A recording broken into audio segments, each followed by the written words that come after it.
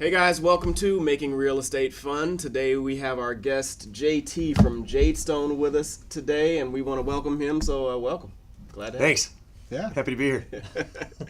So He's very lively. I love this guy. I walked in here, I was ready to go, and he was primed, ready to go 100 times more. So I can't wait for Good. this. Well, you got to have energy. I got a 7-year-old that makes me look lazy. Yeah, and she's up in the morning. She's got breakfast ready. She got her teeth brushed. Sometimes she'll have coffee ready for us in the morning. That's how we wake up to. Wow. So she's ready to roll. And she'll start jumping on the bed singing a song about time to get up, time to get up. So she needs to give some notes to my 7-year-old, because my 7-year-old doesn't make any breakfast. I think I got to take mine back. I got the receipts. Take it back. Get it right. Wait a minute. You know. So welcome. Tell us a little bit about Jadestone, what you do. Jadestone is a home inspection business, and coming from a contractor, I needed to find something else that I could still help people with their homes, and that was related to my training. So what I did is I just found the best school I could find in the country. Luckily, it was in Wisconsin, and my wife is adamant about you go to the best schools, you get the best equipment, blah, blah, blah. I'm from DuPage. For me, I would have been like, yeah, I'm sure I could do it online. I'll figure all this stuff out. Whatever the cheapest way to do it, I'll do it. My wife, no, she's North Shore girl. And she says, no, you go to the best school, you get the best tools, and you do this. And it pays off, because within a few years, I had a nice running, successful business that I can feel good at the end of the day without having to pop Vicodins to feel that way. Yeah. When you're a contractor, especially a union carpenter in Chicago, it's a go business. You know, you hurt yourself trying to keep up with the younger guys coming in all the time. So I saw the older guys that I was working with, great dudes, but just having to gobble up Vicodins all day like candy just to make it through the day, and I saw myself going down that road too. So this is way better. I really like helping people find cool homes. I get excited about it. I'm not that guy that walks in like my old man going, "Oh, that's shot. That's no good. You got water coming in through the ceiling. That's not right." That's not. Who wants that guy? That's my dad. Well, and that can be the challenge sometimes with some home inspectors. There's got to be, like, as a real estate agent, I definitely want to point out any issue that exists in the house. If it's something that can save them from a money pit, we definitely want to know that that issue exists if there's an issue. But there's a delicate line between pointing out something that's an issue and making that issue seem like the house is falling apart. So, you want to point out the issues, but you want to point it out in such a way that, if it's not going to, cause the house to fall apart or not going to be a huge financial, burden, we want to make sure that, we put things in the right perspective, I guess. And that's what it is. Those are fixable problems. I mean, I'll tell you guys right now, 9 out of 10 things that we find in homes these days, whether it's a new home that just got built, well done with great venting and insulation and everything sealed up beautiful, or it's a 115-year-old home, I see them all. It's usually the same issues. It's electrical things that need to be upgraded. They're going to be maybe $15-20 a piece. Maybe it's some wires that need to be replaced in the panel. Maybe it's some plumbing. It's all the same fixable type stuff. And it's something we can get into another time. But, when this generation's watching HGTV, so they're saying, oh, we tore the wall apart and we can't believe that there's, mold and all these things behind the wall. What do you mean you couldn't believe that, man? Do you not watch the show? That's And you know what? They don't have any paranormal stuff on there either. I mean, how many times have you seen a ghost in the walls? Yeah, not yet. Because you can't see them. Aha. Doesn't mean they're not there. Doesn't mean they're not there. So, ghost or no ghost, what's the craziest thing you've seen on an inspection so far? Well, that's good. Okay. I'm going to say the craziest thing I've seen so far, aside of some weird wiring and all that, is going to have to be in the attics. One attic in particular, occasionally you'll find wildlife in an attic because they find their way in there, especially if the house has been not lived in for a while. Wildlife is going to find its way in there through the soffit, through the fascia, somewhere, right? However, this pile of feces happened to be something you could only get from a Great Dane, perhaps. Oh. So as I'm peeking around and I think, okay, we got some wildlife intrusion, let me go check it out, and I'm getting closer. Now I'm taking pictures thinking, no, that's not from an animal. That's from a huge person. That's from a lineman. That's an offensive lineman who left that in here. How did he even get in through the scuttle hatch to get into the attic? That's all I can think. Now the trick is, how do you go report this to the buyer? House is in nice shape. Somehow we just got a very, very, very, very large animal defecating in the attic. Or a sick individual. Or a sick individual, or a ghost. I can't figure out, to this day I have no idea how that much feces can make it into that little spot in an attic. Well, and and I'm sure with your background, all the different things that you were doing as a contractor, it makes it easier for you to say, hey, there is an issue there, but it's not going to be a problem, or it's not going to be expensive to fix. That's exactly right. And that's exactly how we put it. I do anyway, is, hey, we've got a fixable problem here. Here's the problem, here's how we fix it. In fact, I'll tell them, we got a couple ways to fix this. And it's not like it was 30 years ago where this was going to cost a lot of money. This is going to be quick. I mean, now we fix vertical cracks or horizontal cracks for what, $400 for a small crack, $400 or $500? Yeah. And it's for the guarantee for the life of the house. We're not just slapping concrete on that anymore. We do stuff that works, So yeah, it's fixable problems.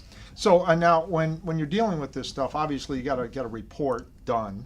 And you're going to give it to the buyer, you're going to give it to the agent. Mm-hmm. So I'm sure there's things in there that you're going to be responsible for your liability and making sure some things are important. Do you have disclosures and things that you give them? What do you do? I haven't signed an agreement. There's an inspection agreement that the buyer's got to sign beforehand. And to be honest with you, a lot of inspectors are a little more savvy about it than I am.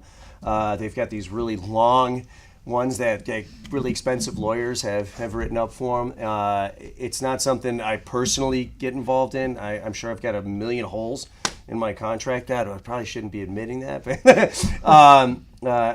we have a good attorney that can help you out with that. That's true. He's not here today, but O'Flaherty can help you. We sure do. That's a good point. I don't really sweat that. I just hope nothing bad happens. Same thing why I keep my car unlocked half the time. I never had a problem. I feel like as soon as I start locking my car, I'm going to have a problem. So my contract's not that big, but it's a pretty standard one. Protects me, and then I've got insurance, of course. But really, I'm more interested in if I miss something, which I have, let me know. I'm going to fix this. I'm surrounded by contractors. If I can't fix it myself, or if it's going to cost me a few $100 to have something fixed that I should have seen during an inspection, I'd rather just go that route. The other route is hey, it's not my fault, and I couldn't see that because there was stuff in the way. Man, I don't even want to play that game. How about you step up and take care of it? So if you do, since you're an inspector and you were a contractor, do you do some of the work, or do you suggest that you can do some of the work? No, I can't. Illinois, once you have an inspector license, you cannot do repairs on that home that you inspect. Bam! That's what I'm talking about. Otherwise, you get, hey, the stringers on that aren't right on that stairwell, and there's no handrail, but I'll tell you what, I'll be back on Saturday. I'll take care of that for you for $500. That's how it used to be done.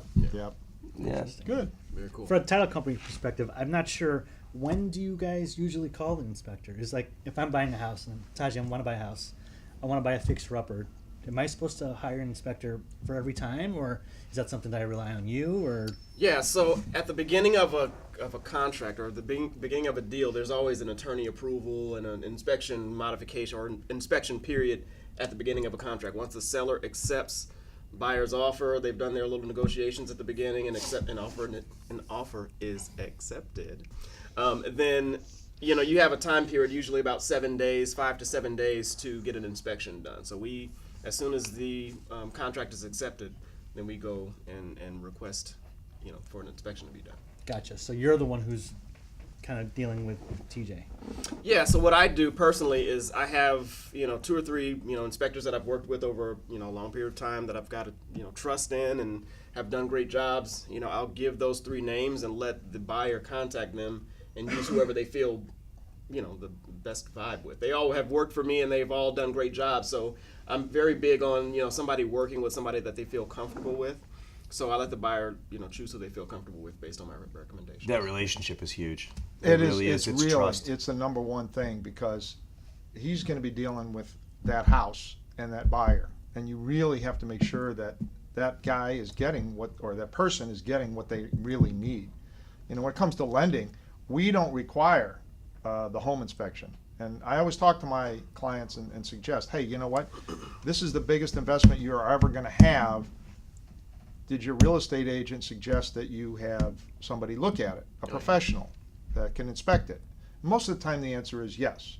And then if not, but we don't need that document, you know, for any of the loans that we have.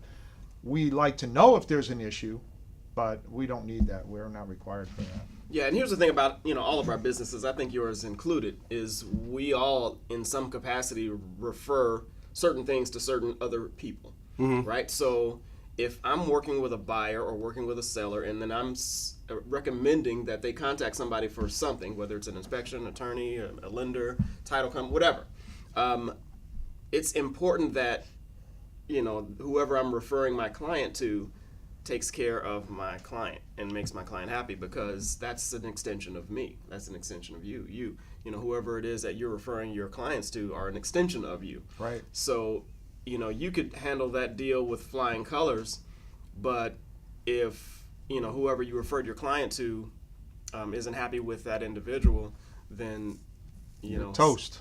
Yeah. You know, And it that's your happens. reputation. It does Bam, happen. You're gone. We put some trust into somebody as a contractor that we refer. They drop the ball, and that's a reflection of you, and that's tough, and that makes it really hard to refer that contractor again. You know, the best part is we are all good, strong professionals in our fields, and we know what we're doing, and you can trust us. So if somebody wants to get in touch with you, how do they do that? Website. You know, these days it's so much easier. You just push a little microphone on your Android or your iPhone, iPhoners out there.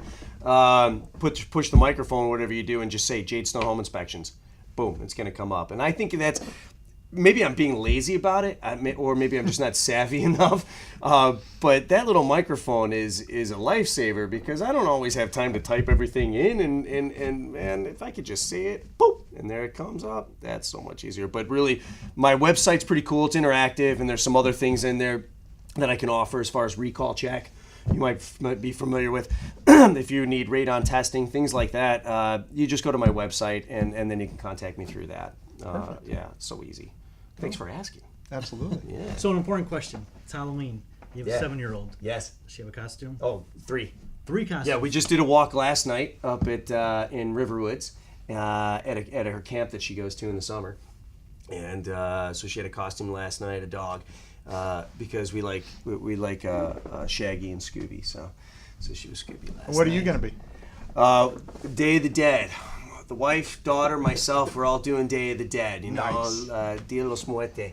Yeah. Awesome. Yeah. So we got all the costumes going, and then I guess there's like a face paint thing that you slap on it, just like tattoos or something. It's pretty cool. Very cool. What about you? You got a 7-year-old too? I do.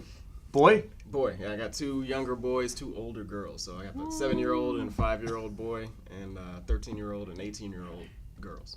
Nice. So yeah, I'm not sure what my kiddos are going to be for Halloween yet. I don't think they've made those determinations just yet. So crunch time. I know it is crunch time. We're Oompa Loompas. My wife and I are Oompa Loompas, and Hannah, my daughter, is Willy Wonka.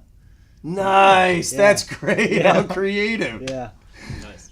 One of the best Willy Wonka lines is, "Please don't stop." I'll never forget it. I don't have a costume yet because my kids are older, so it's not going to That's mean not an anything. excuse, I didn't say I'm not dressing up. I said I don't have one yet. Okay, what part of that do you not understand? Just got to dress up, man. And don't worry about it. I'm in. I'm all in. I've got a suggestion. Okay. All right, you get a nice, healthy, manly mustache right there. You know what that tells me? Ditka. Ditka. Get the vest on. Oh, yeah. You'll He's get actually yourself there. a cigar. Oh, I got one. Spike up the Got hair a one in little the car. bit. You pull off You Ditka got like it, man. that. I'll do that. All you got to do is throw up a number 1 finger and you're off and running, man. Hey, little kid. Oh, man. sad shame. Yep. Oh. Yep.